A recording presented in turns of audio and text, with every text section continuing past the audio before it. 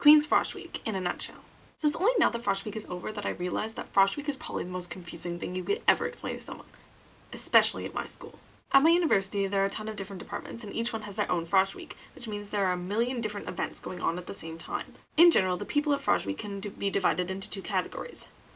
Frosh, meaning the first year students, and Frosh leaders, meaning second year students who are coming back to kind of teach the first year students the ropes. Seems simple, right? Wrong. The reason you're wrong is because every Frosh group has a different name for their Frosh leaders. The Commerce Department has bosses, the engineers have frecs, the Concurrent Education have teaches, the nurses have capes, and the Arts and Science have what are known as gales.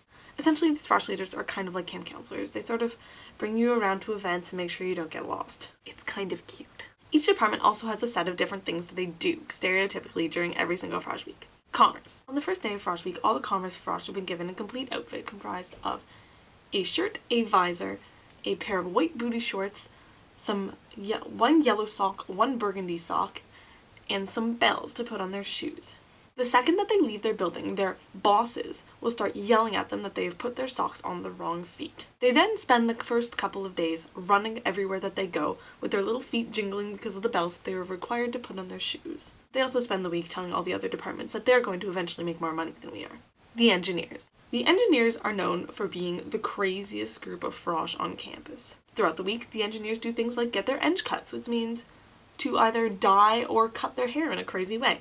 The engineers also spend the week moshing, whatever that means. Last but not least, on one of the last days of Frosh, all the engineers have to get together and climb this giant grease pole, which is basically a pole that they've greased and put something on top of it, and all the engineers have to push into each other in order to climb this pole.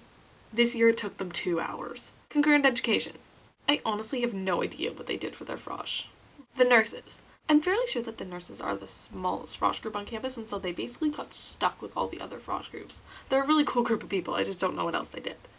Arts and Science. Arts and Science is approximately the size of all the other Frosh groups put together.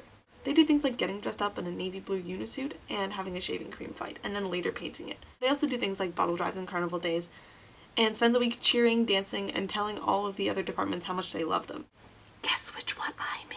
Oh, and another very important part of Frosh Week is that everyone receives a tam.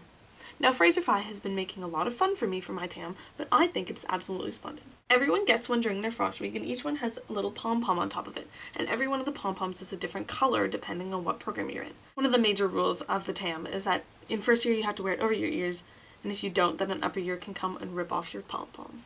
Anyways, Venturers, I hope you're all getting a really, really good start to school, and that hopefully we'll cover a topic next week that I haven't already covered a couple videos back. Go look at that one. It's probably more exciting than this one. See you next week, Venturers! They also gave us a lot of free condoms.